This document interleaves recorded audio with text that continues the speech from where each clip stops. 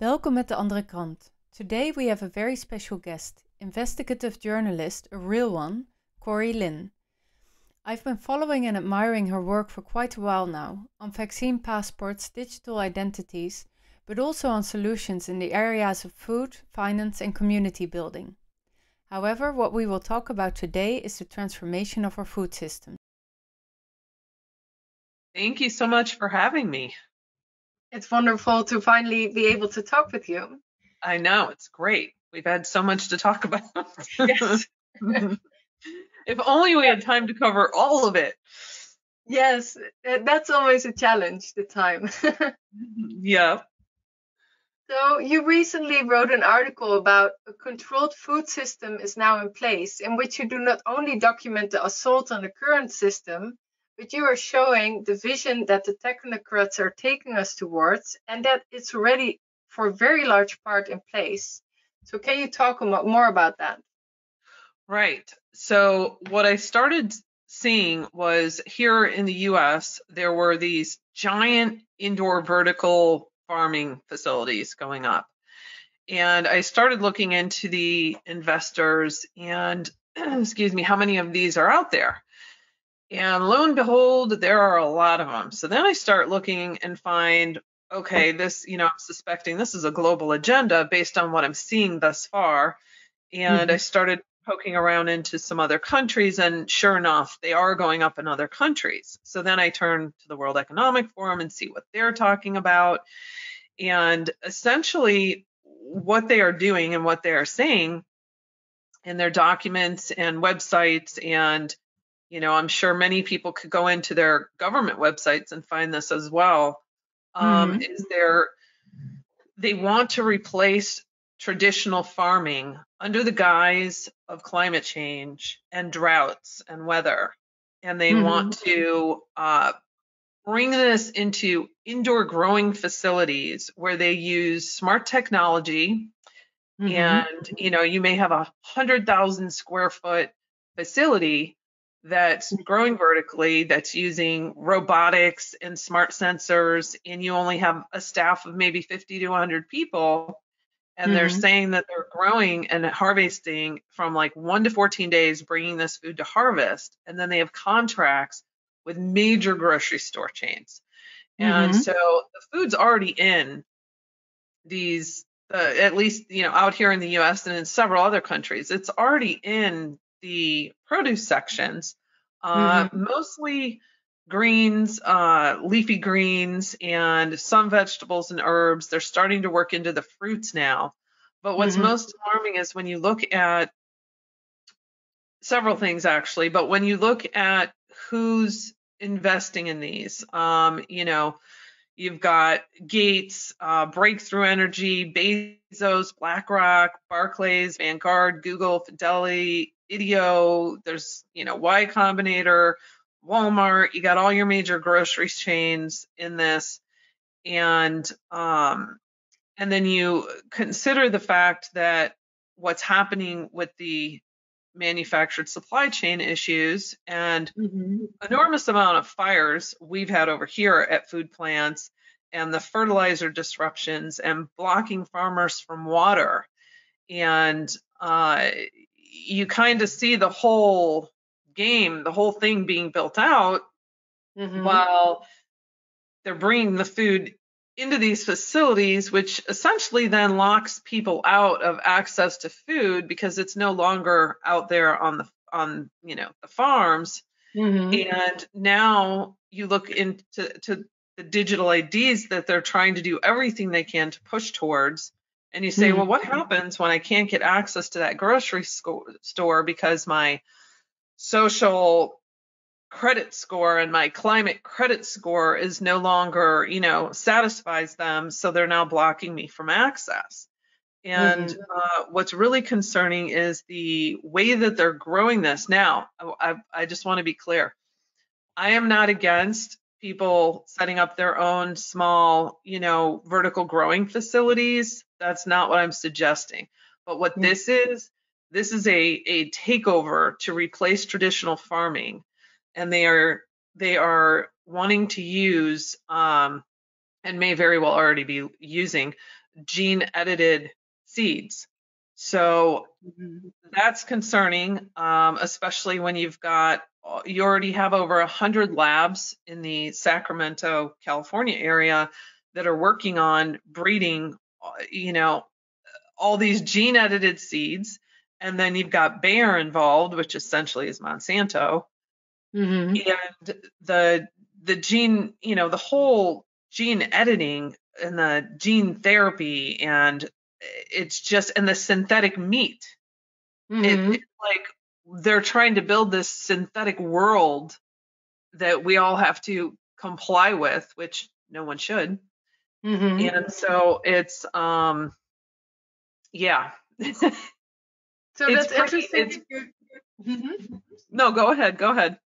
That's interesting that you say that, because after you're reading your article, I looked in the Netherlands, and I actually came across this article that said that the Netherlands is the Silicon Valley of vertical farming. Yep. And we have the Wageningen University, which kind of is like a hub, like a connecting place for all these players that do work on artificial farming.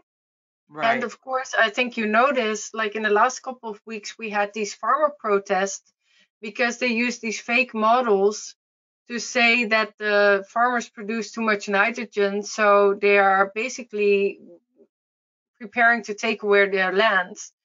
Right. So yeah, there are a lot of, like, worldwide. Of course, there were farmer protests in India. Like, if you look at what's happening in America and the EU and Africa, there's really big assault, as you say, like on traditional farming. But it's coming from so many angles that I think people don't see, like, the big picture. Like, I think it's sometimes experienced as a local issue. But if you add everything up, like you say, like the water in California, like in California, that produces all the food in California. And they just let the water run into the ocean. Right. And then there's the buying up of the land. So I hear what you say about these vertical farms, and I do think that basically, especially now in the Netherlands, where it's so clear that they want to disown the farmers, that everyone should take a look and see if they have a vertical farm already in their backyard. Right. Well, and the thing is, so here's just an example for perspective. So Bowery farming, which is a big one out here, Aero Farms is even bigger. But as an example, with Bowery farming, they have a facility in Texas, in the Arlington area of Texas, where it is large enough to serve 16 million people in a 200-mile radius. So you put that in perspective. And then on top of that, they're also doing these massive greenhouses, like acres and acres and acres of greenhouses for tomatoes that are enough to service, several states. And so it's a massive takeover. And then you look at what's happening in Sri Lanka with their food issues and their fuel issues. And now they're rolling out the QR codes as a test pilot where people can register, and they have their QR code that they have to use to go get fuel twice a week. And so, yeah, and so we see, and then like in Germany, they're rationing energy. And so my point is, all of this is under the guise of climate change, which in itself is the biggest hoax of all, that's manipulated people and shamed them and guilted them. And look, we need to be sustainable, and we need to take care of our land, and we need to stop with all these pesticides. And but what they're doing is a very different, and I'm sure you can speak plenty to this. So what they're doing though is insane, and they say that this is all because of it's going to cause droughts and weather conditions and disasters, and people are going to die, and the earth is going to die, and it's it's a complete farce. If you go back and you look at the data and you look at over 100 years with, fossil fuels in use, we've actually had less deaths. We've had less deaths from drought, less deaths from weather, and wanting to remove, the logic, wanting to remove CO2 from the atmosphere that feeds our plants. We need to remove it and get it down to net zero. The logic behind that, for people to believe that, I think we probably all learned that in grade school, how important CO2 is and how important oxygen is. And this is our life cycle. And they want to try to remove it, saying that this is causing, these emissions are causing destruction. And it's all just, it's mind-boggling, isn't it? How they can get away with this and for 100 years make these crazy predictions. In 10 years, we're all going to die. And then 10 years comes and nothing happens. And then in 10 years, and they've been saying this for 100 years. It's the fear machine, but there's also a lot of logic that's not building up, because even if you say that like CO2 is an issue, and if you look at the farmer approaches, it's industrial farming that's very, very energy intensive. Right. And it's industrial farming that's bad for the ecosystem. And so on the FAO, there has been a really big struggle between the global south that is promoting agroecology way of agriculture that is not dependent on big corporations, that's community oriented, that's very biodiverse, that people own their seeds and exchange them. And it has it's not like as productive as when you pump the soil full of fertilizers. But it supports communities, it supports health, it supports nature, it's good for the soil. The soil takes up all this carbon. And so that's a very good sustainable way to promote agriculture and where we can actually connect with nature. But what you see now is that they say agriculture is bad, so you need put it indoors. And right.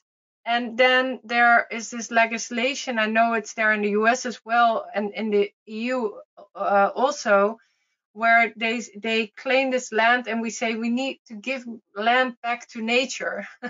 Right. And so you can't farm it anymore, but we don't really have nature. So it's a very weird approach. But I'm also wondering about these vertical farms. Which crops are they using? Like you mentioned, it's leaves now, leafy greens and going into fruits, but can you grow potatoes or rice in these vertical farms?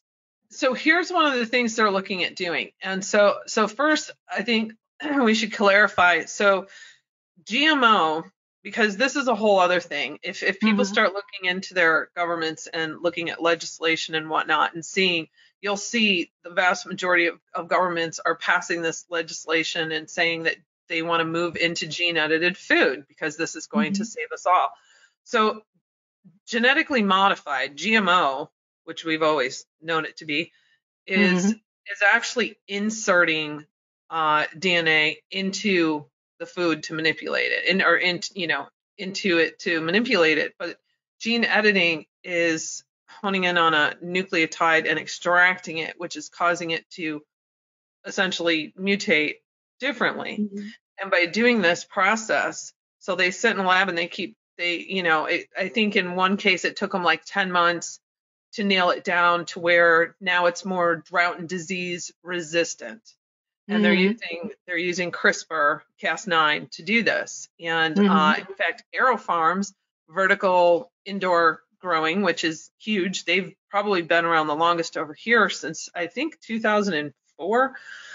They actually, I found the CFO in an SEC document over here.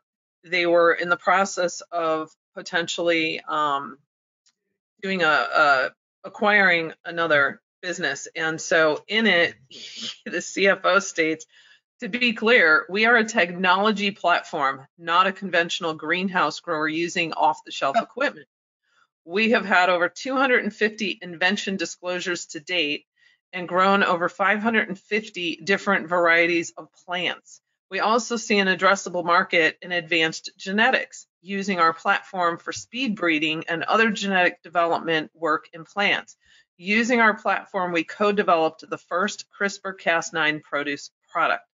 And so what they're doing is they are trying to crossbreed to develop, various fruit and vegetables that say we can't grow here, but maybe they can grow it over in the EU. Maybe they can grow it in Saudi Arabia and vice versa. And so they're sharing all these genetics across countries so that they can basically produce more food that we would normally grow on our farms outside. And then they're using that to say, see, this food's going to be more rich, nutrient rich. It's going to be more plump and tasty and more colorful. And we can harvest this within 14 days. It'll be so fresh because we'll be right down the road from the grocery store where we're delivering it to. So that's how they're packaging it to sell it. So it's apparently going to be a vast variety of produce. And so when people go into their store right now, produce. Gene edited produce, and which we were talking about before we started. I believe, obviously there's reasons they're doing the gene edited, but I also think part of that reason is because they will, it'll be patented. And so when you start getting into that, now you think, well, what's going to happen to all of our heirloom seeds and the homesteaders and the smaller and mid-sized farms that maybe, are not co-opted into this or bought out or told they have to shut down?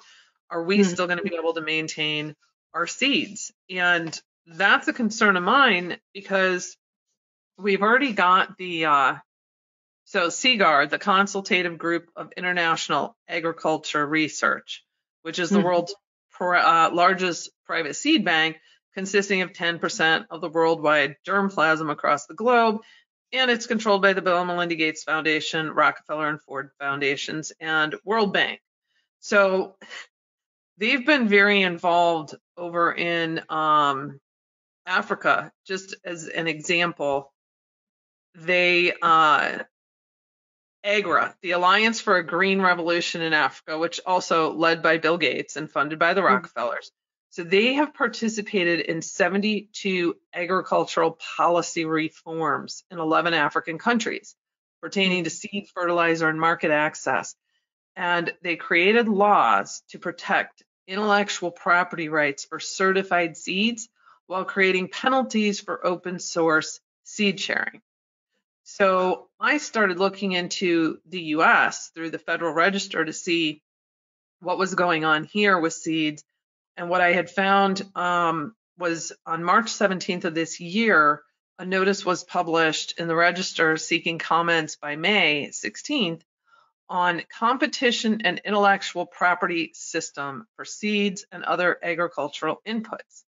And as you know, what they do is they go through the formalities as though they're looking out for the people and they're looking out for the farmers and they're being fair and they want your comments, but your comments ultimately become irrelevant because what they're really doing is just establishing the documentation, the trail to say how they got from point A to point B and why they are now requiring, all the different seeds be patented. And so I'm real leery on where this might be heading with the seeds overall. I don't know. What are you seeing on that front?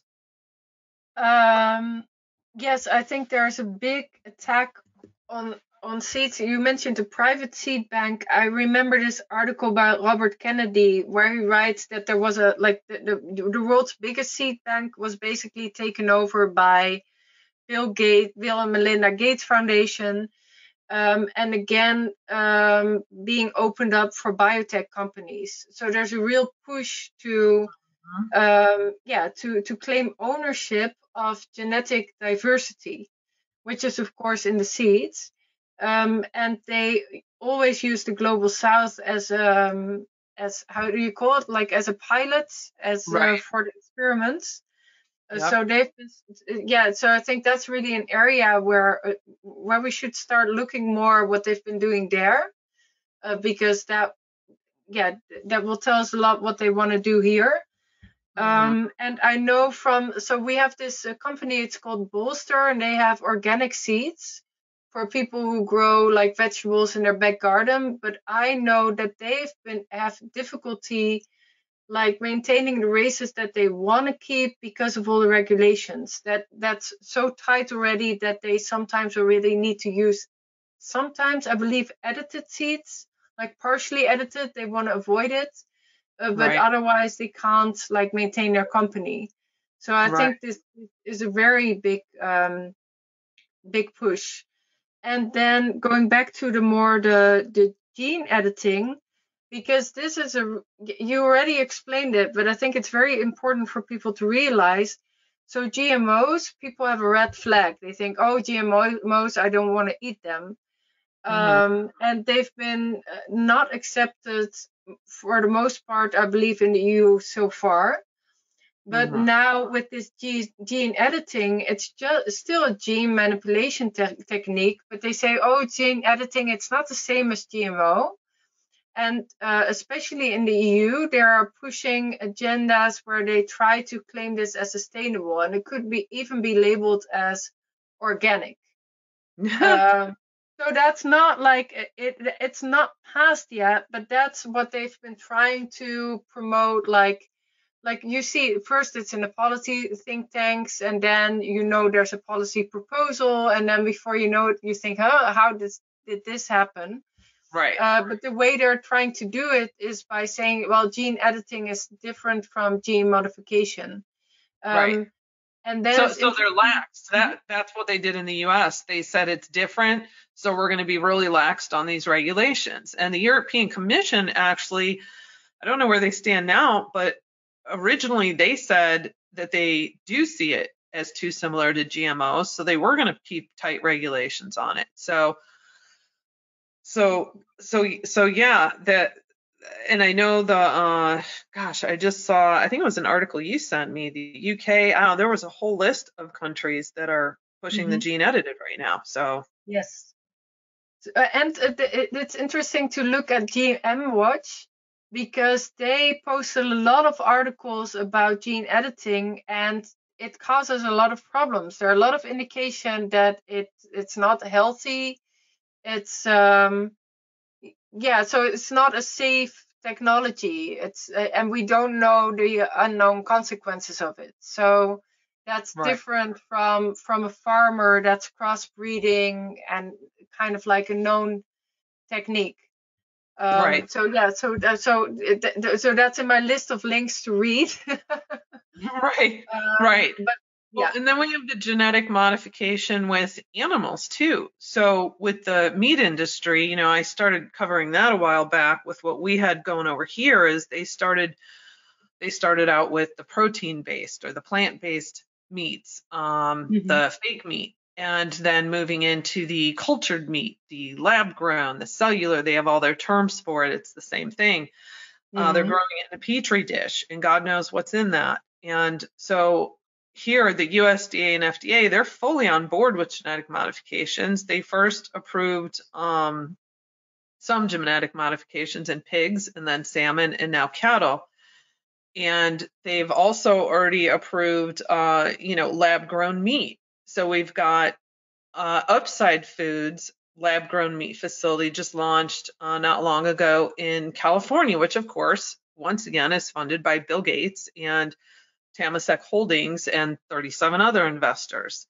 So I don't know. I can't say as I've looked into a lot of other countries when it comes to the lab-grown meat. I know Israel's actually quite involved in this. Is that also a gene editing process, or how do they grow it? in a Because you petri need dish. cells that reproduce. They utilize the DNA and they culture cells and they grow it in a petri dish. And what that's going to look like in the end, I don't know if it's just going to be like this ground meat. But who knows? Because you've got people like George Church, the gene editing CRISPR giant over here, who's behind a lot of stuff, and he wants to just bring back Neanderthals and the woolly mammoth, and they can pretty much grow anything they want. So it's really hard to say how far they're going to take this and what all it's going to look like, and how they're going to label it. Are people going to know that this was lab grown? They just recently changed labeling over here from GMO, so people should pay attention. It now says, don't quote me on this, but the word bioengineered is in there instead of GMO. So it's something like, this contains bioengineered food ingredients or something along those lines. So, and most people aren't going to know that. So they're used to scanning for GMO.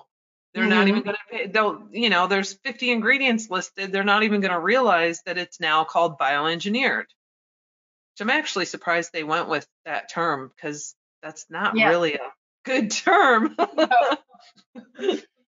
No, in the UK, they want to introduce this gene-edited food without labeling it at all. And that's, of course, what you say with the vertical farming. Oh, yeah. So I saw that the big supermarket in the Netherlands, Albert Heijn, they already use produce from vertical farming, but I think it's mainly herbs and perhaps leafy greens. Okay. That's also not labeled. So if these vertical farms, because you mentioned this not aerospace, what was aero farms? Aero farms, yeah. So they're very big, like they call themselves a technology platform, and they're very big on the seed editing. So how do you know what they're growing? If that's like, what kind of seeds are that? Are those already gene edited seeds? And you're right. I don't know, because in reading through their websites, they talk about breeding, which gene editing. They use the term breeding interchangeable with that, and how they can get it to harvest in 14 days. So to me, that indicates they are, but they're not conclusively saying, we're already doing the gene edited. But you look at what I had read earlier by Aero Farms, how they're saying that they've already had over 250 invention disclosures and grown over 500 different varieties of plants. Now, of those, I don't know how much they're selling. No. So, or if that was just research, but I can tell people that over here we've got Walmart, Kroger, Safeways, Vons, Meijer, Whole Foods, Amazon Fresh, ACME. We've got they're providing this food in restaurants, specialty grocers, online grocers, and even food distributors like Cisco. So it's most likely already in, and they're in over a dozen states out here.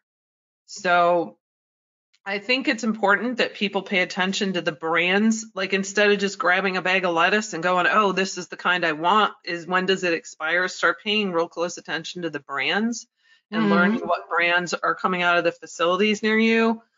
I also think it's important that people make their local legislators aware of what is going on, and that this is gene edited food, and we're not, so I guess if we're talking about the FDA in the process of trying to determine labeling and everything for it, it makes me wonder if they haven't been authorized yet to actually just, market and distribute the gene edited version yet. I'm not sure. But we've got over 100 labs over here in Bayer working on it. Well, and another thing that I thought is, because I saw in the indoor farms, they say, oh, it's indoors and we don't need to use pesticides. But if you don't need to use pesticides, they can say it's organic. And with organic, you think, oh, it's kind of like healthy. Right. So that's also something like, oh, if it's labeled as organic, yeah, is that already allowed to label this type of food as healthy in that way? Right. That's a good point. Yeah, I could see them doing that. Especially here, because they're saying it's not the same thing as GMO. So I could totally see them calling it organic. But I think people need to make legislators aware, because, for example, I looked up Bowery farming, and they are giving them like a 3-year major tax break just by building the facility in their area. So they're getting, benefits to build these. And I'm pretty certain that if Biden does push through this emergency climate change declaration that he's threatening to put through, whereas all the talk is about on our fuel, which that in itself is a whole other ball of wax that they're doing everywhere globally. That I guarantee you some of that funding is going to go towards building more of these facilities and, marketing it. So. And while they are disowning farmers, and then the farmers that are still around, like they have a lack of fertilizer, fuel, water, and there's a drought, and they say, well, you cannot use water now because We're in a drought. You need to eat from the vertical farm. Yeah, well, and if you go to any of the websites with the vertical farming, and I actually have several video clips in my report, how they say that vertical farms are going to take over the world and replace traditional farming. Isn't it great? They all have the same exact language on the percentage of water they're going to save, and the percentage of energy, and the percentage of greenhouse gas emissions. It's almost, it's a playbook is what it is. It's a global playbook. And it fits with the climate change agendas, where they say this answers to you. Here is how you can manage your climate goals, and the traditional farmers are not able to accomplish this. So we need to give all their land back to nature. Right, exactly. And another thing is, so I find this date very interesting. The USDA formed the Sustainability Productive Growth to Coalition at the United Nations Food Systems Summit, which, so they launched this in September 2019. I mean, I'm a timeline freak. I'm always building timelines when I do reports. And I look at that date and go, gosh, just a couple months before they launched the other agenda to, I mean, the timing of it all. And there's a lot of countries. There's over 20 member countries involved in this coalition. Plus, they've got our wonderful academic organizations involved, and Bill Gates Breakthrough Institute, and a whole bunch of other private funders, and of course Bayer, Monsanto, and BASF, and Bowery Farming's in there, and fertilizer associations, meat associations, and dairy associations. I mean, holy cow. And then they're working in conjunction with AIM, the Agriculture Innovation Mission for Climate, and that group is just astronomical. People should go in and check that out, because what they're looking to do, one of the they have all these little pilots going right now, and one of them is to climate proof 500 million acres around the world by 2024. So whatever that looks like. It's pretty insane. And then this other document, and I wanted to read you a couple paragraphs out of this, because it's a really key document that came out while it came out about, I think it was around the same time that everything was coming out about the WHO possibly taking over, health, being in control of health across, 194 countries. And so everyone was talking about that. But at the same time, we had the WHO Global Strategy for Food Safety 2022 through 2030, which is a 56-page document. And they talking about changing expectations and behavior around food, and new business models that need to be created. And when they break it down, they say the rise of new technologies and digital transformation. And this speaks directly to everything we've been talking about. So they didn't really I'm surprised they didn't fluff it up too much. They just came right out and said it. So they say the pace of innovation in food and agriculture is increasing, bringing significant economic advantages to food production and benefits to consumers through increased product choice and a reduction in food waste. Novel plant and animal breeding methods involving genetic editing offer the potential for developing species with new traits, such as disease resistant and drought tolerance. Nanotechnology applications in the food sector can lead to improvements in nutrients, bioactive delivery systems, and novel food packaging materials, which can extend the shelf life of foods. Alternative food proteins, such as meat, egg, fishery, or dairy products that are plant-based, cultivated, or fermentation-derived, and other new food sources, including food product reformulation, can improve consumer options and sustainability. However, new technologies for food production must be fully assessed from a public health point of view before products are placed on the market. In this regard, so it's got to be prepared, from the public's health point of view. But in this regard, the Codex Alimentarius will play a key role in addressing the emerging and critical issues related to the usage of new technologies in a timely manner.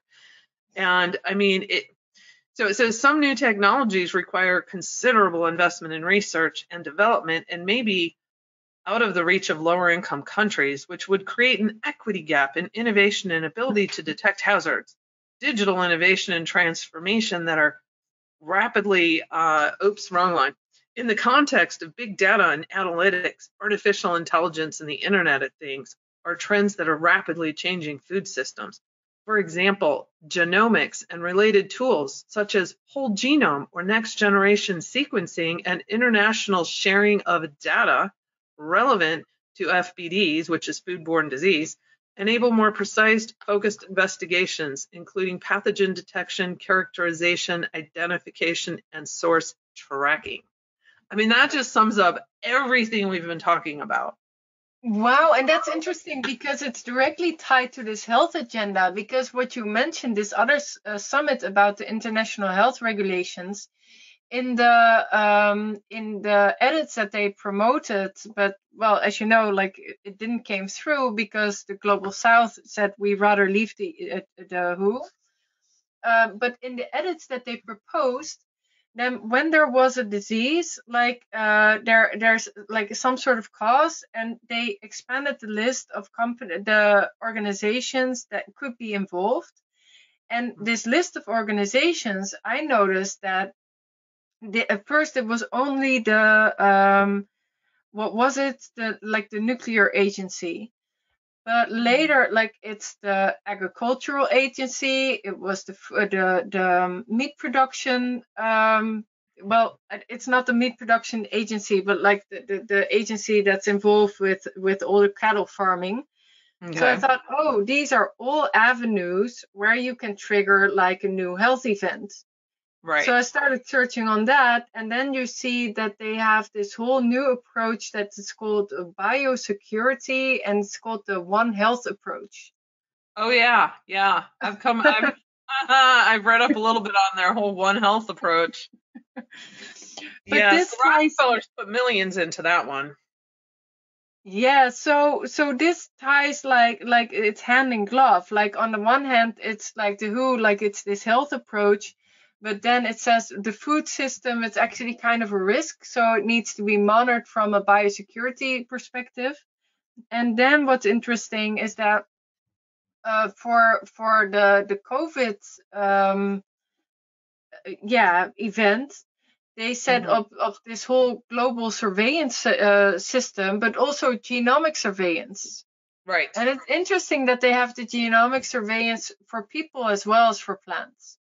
Oh yeah, Oh yeah, and the Rockefellers got together with the WHO and they launched some new whole genomic sequencing plan they are rolling out as well. And I can't think of the name of that document, but if people go to the WHO, they can probably find that. Okay. The other thing is, gosh, I just had like three thoughts all at once. Well, one of them is, because I don't know how many people are familiar with the Codex Alimentarius Commission, but that Please tell was, us. what's that? Please tell us about it. I think it's important. Yeah, so that was they create the so-called guidelines which countries abide by, right? So it's not law per se, but most countries are abiding by their guidance that comes out. And it was established in 1962 by the Food and Agriculture Organization of the United Nations and the WHO. And it's made up of 59 intergovernmental organizations, 164 non-governmental organizations, and 16 UN organizations. So they literally set the standards for everything that you put in your mouth, from like seed to plate, and except for medicines. And so they're plotting all of this behind the scenes, and they're determining, basically, I mean, I wasn't even aware of them until this year. And I came across them in this document I just read, and I start looking it up, and I emailed Catherine, and I'm like, are you familiar with this? She said, yep, you got to talk to Scott. So I actually interviewed Scott Tips, and I still have to transcribe that because it's really important, and people should support his organization. Well, he's president of it. It's the National Health Federation, and they are the only outside group that are allowed to attend and speak at these meetings. So they've been fighting for years, and they've had some success in protecting people from various ingredients and methods that are going into our foods. But they're the only ones that are allowed in, and it took a long time for them to be able to get that access. And so it's kind of hard to kick them out now, because that would look terrible if they can't at least say, look, we have someone else looking out for the general public. It's and I mean, when we're talking about these organizations that attend these meetings and are deciding on how things should be labeled and what ingredients should go in and across every sector, we're talking people like Monsanto attending these meetings and having a say. So that's kind of scary business. And isn't this codex? Yeah. Go ahead. Isn't this also? They are behind this push to get nutritional supplements off the market, also because of labeling requirements. So I remember seeing something. Was it a couple months ago? I started seeing talk about that, and is it Codex Alimentarius that's behind it? Because I didn't have time to dig into that. I thought so. I've read about it a couple of times, but I never did a deep dive. Yeah, it could very well be, because that doesn't, nutritional supplements don't really fall under medicine, and we know that they don't want us to have access to any kind of therapies that can help us over here, especially not nutritional, vitamins or over-the-counter stuff. So, from what I hear, we're actually far more lax on that than a lot of countries. But I would not doubt it if they were behind this. Okay. That's interesting. I'll have to actually reach out to Scott and ask him about that. So, well, we've gone into a lot of directions, but I think, like, if I summarize, then on the one hand, we see this assault on our food system, and on the other hand, like, they're building all these vertical farmers. And what I hear also, like, it's kind of the usual suspect. So I can even imagine that because like, if there are more droughts, or like if there are issues and your harvest is not working out, it's actually kind of nice to have this backup vertical farming system. But right. Not if it's gene edited and owned by like Vanguard. Right, right. And you have to show your QR code and have a vaccination and a test before you can enter the supermarket to buy your gene-edited food. Right, right. And then on top of that, we've also got, in addition to the gene edited, we've got the University of California, I believe it's Riverside, is, been working on developing a plant-based mRNA vaccine in the hopes that farms can grow edible vaccines, heads of lettuce. So there's that angle too. Yay. Yay! Oh my goodness. But so Pete Kennedy, who writes the food series for Solari, did this brilliant article. It's a resource. It's finding sources of fresh food. And I know this is probably going to be more organizations and companies that are out here in the US. But I would imagine that other countries have put together resources like this. And if they haven't, they really should. And so people should go either into Solari or my site and they can find that. It's called Finding Sources of Fresh Food. And it's everything from local regenerative farms, some that you can order and have the food delivered to you, or, there's co-ops in here and all kinds of good stuff. And I think that's really important right now for people to start switching over to smaller scale, mid-sized scale farms, co-op programs, working with others. Maybe you're growing some food and your neighbor's growing other food. And but I also think it is important to talk at like city, with your city council members, talk in your local communities, with your legislators, and try to make them aware, because we can't just assume that all these legislators know exactly this entire agenda and what's going on. I'd like to believe they at least know some of it, but I think that at least here, we're being targeted on a local level, state level, and federal level. And so whereas the federal level may be shut down in one area of control, then the states, either the mayors or the governors, are coming in and saying, well, we're going to implement this here. And we can do that in our state. It doesn't matter that this isn't going to be a nationwide law. We're going to do that in our state. And of course, out here, California tries to set the trends. So I don't know how, that works in other countries exactly, but I do think it's important to tackle this from several angles. Yeah, and it's important to be aware of, I call this like rule through commissions, is that like we have a government system that in principle, like if you look at the structure, it kind of, the structure itself, it's not bad. Like to have the councils on a local level, and you have the state level, we have the more regional level, and then the national level. And all of these have the checks for, well, traditionally for some kind of input from civilians.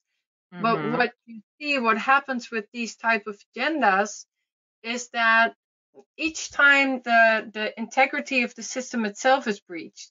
So in the Netherlands, everything is kind of lifted to EU level. So they come up with policies and they're imposed. And then the national level say, we can't help it. The EU says we need to do this. Right. Or they start doing things on a regional level. And Patrick Wood, who's written the books about technocracy, he actually shows that a lot of these global agendas, they start them on purpose on the regional levels, because you supersede the municipality level because they have to join the region, and you go below the radar of the national level.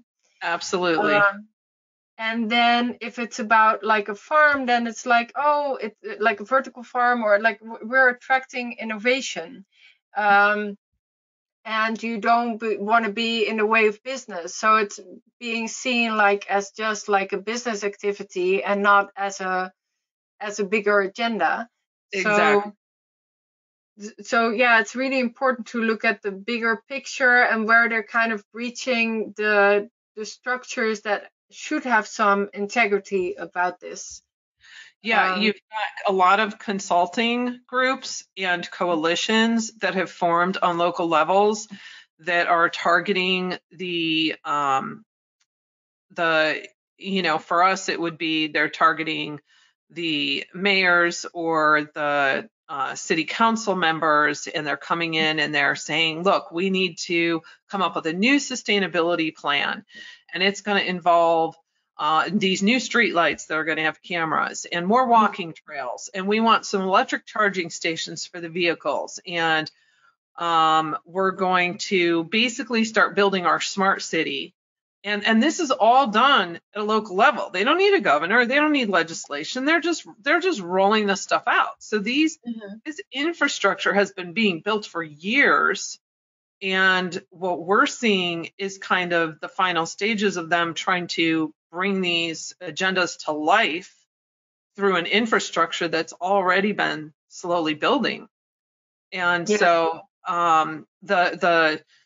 these subsidies that are going out, these grants, the pilot programs, there's a slew of this on local levels that people need to stay on top of and, get in there on these meetings or bring more awareness to them, to the community. And I think also the food resilience, because something that I don't hear people talk about enough. You hear sometimes, like, you can predict doom and then they will say, well, you're just being paranoid. But I'm often thinking about other types when like Stalin tried to centralize the food system and took away the land from the farmers, and that created like a massive is an understatement. That was such an enormous famine. Millions of people died. And if you want a resilient system, you need redundancy. So even if there's not an agenda, and even if there's not like an evil purpose or whatever, it's never a good idea if you centralize your food production in a couple of small places and you're 100% dependent on a couple of investors. Just if it's that centralized, it's not redundant, and then you have the monopoly ownership, so probably it will get super expensive. So even from a very practical standpoint, something as important as food production should always be decentralized, I believe. Right. Well, and they're looking to centralize everything. So now the World Economic Forum is putting out documents and articles saying that they've, due to the Russia-Ukraine war and bad actors, that they're, with the current financial system the way it is, it's getting difficult to put sanctions on. So we're going to use that as the cover story to come in and say, it's time. We need to build out the centralized blockchain framework. The Federal Reserve needs to be able to come in and control and put sanctions on bad actors. And while this will help everyone in the long run, because when we are working on rebuilding our economies, people will have access to aid through these central bank digital currencies. So this is their new agenda for moving into that. And then at the same time, you've got a speaker at World Economic Forum saying that they're working on the carbon tracker, making it sound like this is going to be a wonderful thing for people.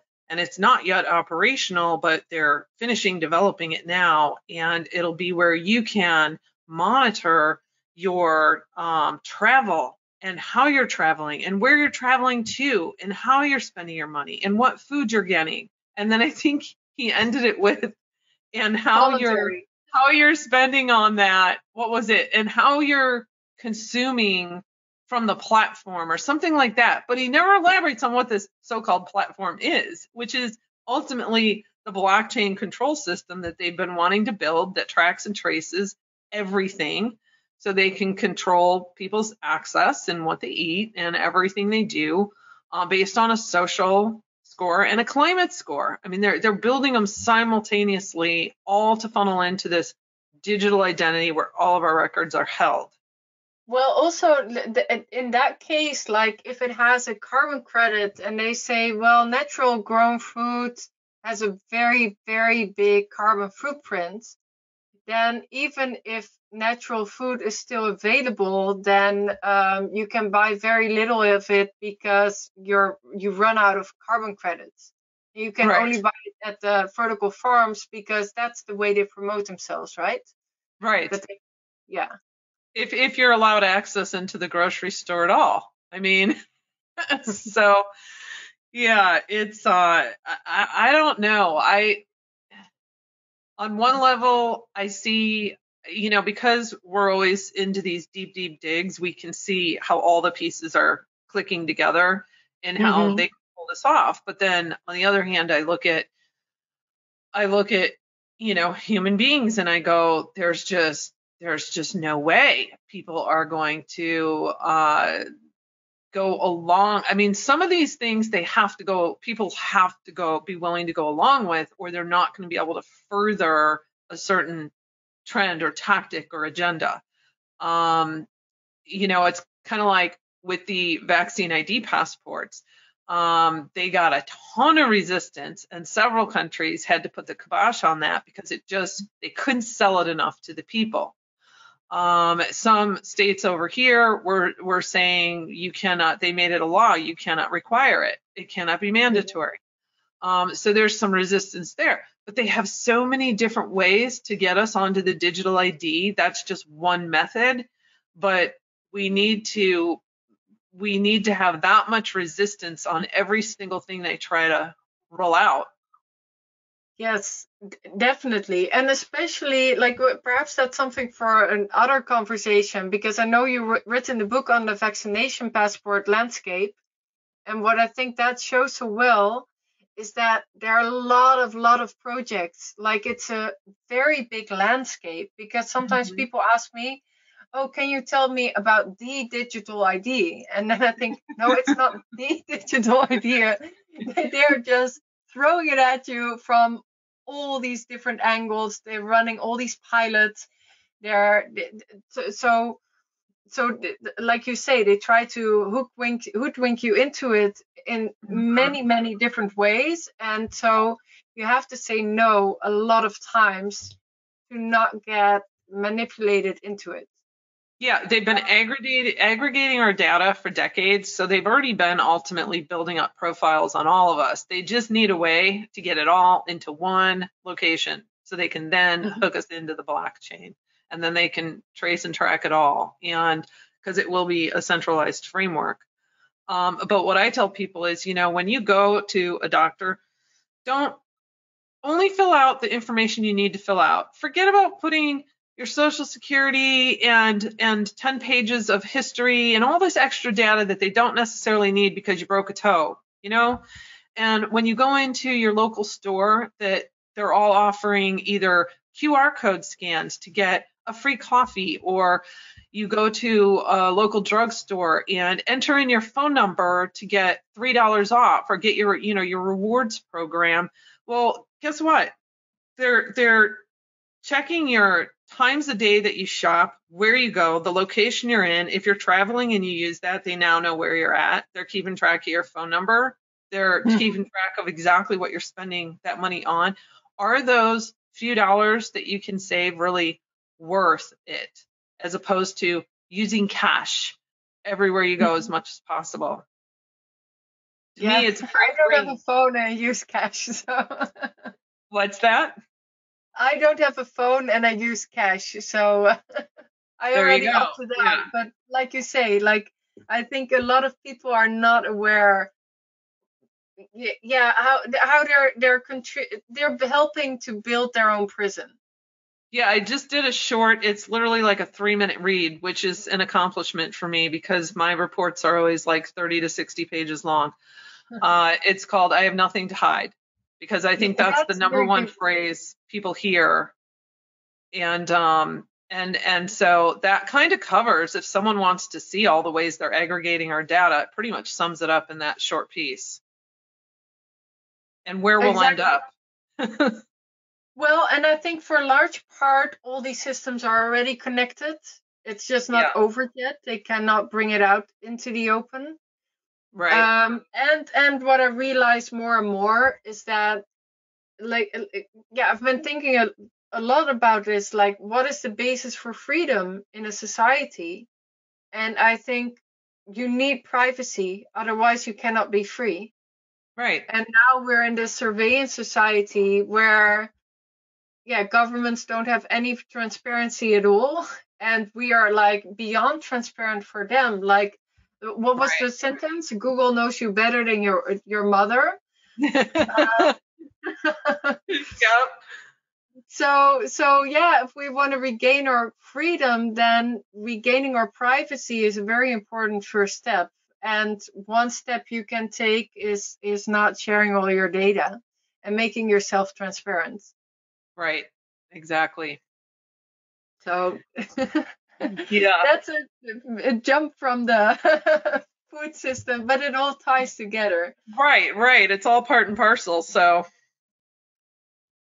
one thing I was thinking about the food system, like I mentioned in the talk we had before this, about, like, there was a thing on Twitter where people responded with what was the most, where did the government campaigns like initiated most fear or shame or group pressure. And there were all these responses about vaccination, getting unvaccinated, and scapegoating the unvaccinated. And while reading it, I thought, wow, it's actually kind of a miracle that they didn't put us into camps yet. Right. But I also realized, like, they put this enormous pressure, to get vaccinated, but also to create this division in society. And, like, if you see how vicious this was, they didn't accomplish what they wanted to accomplish with it. Right. And perhaps, like, they will try to do it with food, with hunger. Like, hunger will create whole new emotions. But I also think that there's starting to be a backlash. Like, they pushed so many fear campaigns that people are kind of, it's as if it's not working anymore. So we had this heat wave, and there were these pictures of children eating ice cream and people going to the to the ocean and to the sea. And then one mainstream outlet, they said, or like mass media, they said, well, all these pictures of happy people, they kind of take the gravity out of the situation. Yeah, because it's important that we live our lives, and we, like you and I were talking about before, it's that we need to create our own reality. They're trying to, as they like to say, reimagine our future, and we need to be the ones to reimagine our future and not let them, take away our freedoms.